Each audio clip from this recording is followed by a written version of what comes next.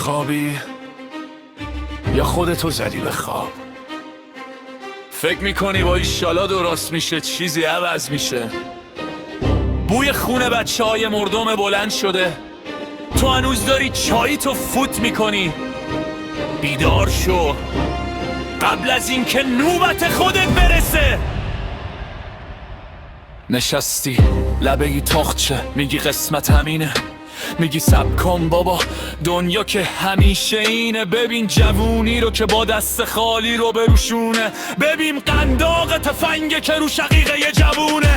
تو توی خونه امنی، اونا وسط میدون، تو نگران قصدی، اونا نگران ایران غرق خون. غیرت مگه فقط واسه ناموس توی خونه است، یا وقتی که کل وطن اسیر یه دیوونه است؟ نشستی زیر کولر میگی جوونیه با کله داغ. نه رفیق، اینا دارن جون میدن واسه امنیت این باغ. وقتی تو سکوت میکنی یعنی ماشه رو تو چکوندی، یعنی با بیخیالیت رفیقتو به مقل رسوندی.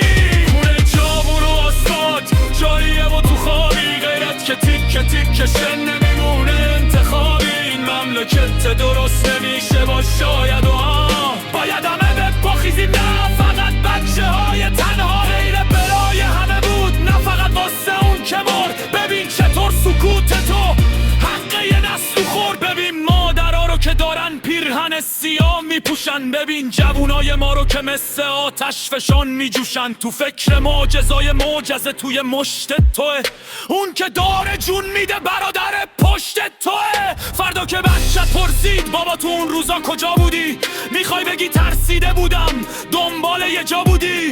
نذار این خیابونا بوی قتلا بگیره، نذار غیرت یه ملت تو انفرادی بمیره. اگه امروز نری فردا باید رو جنازه ها را بری، واسه فرار از این لجن دیگه کدم راه رو میخری. پاشو این خون ریخته شده تقاس میخواد، این ایران زخمی از من و تو خلاص میخواد. فکر کردی اگه سر تو بندازی پایین در امانی، گر که بیاد تو گله فرقی نداره کدوم امامی. نوبت به تو هم میرسه اگه امروز ما نشی، اگه نخوای از این خواب لعنتی جداشی.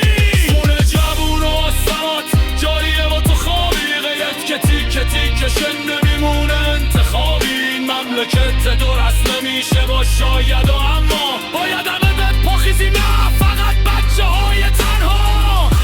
شرافت فروشی نیست، غیرت تقسیم بندی نداره. یا همه با هم یا یکی یکی تو مسخ. انتخاب با خودته.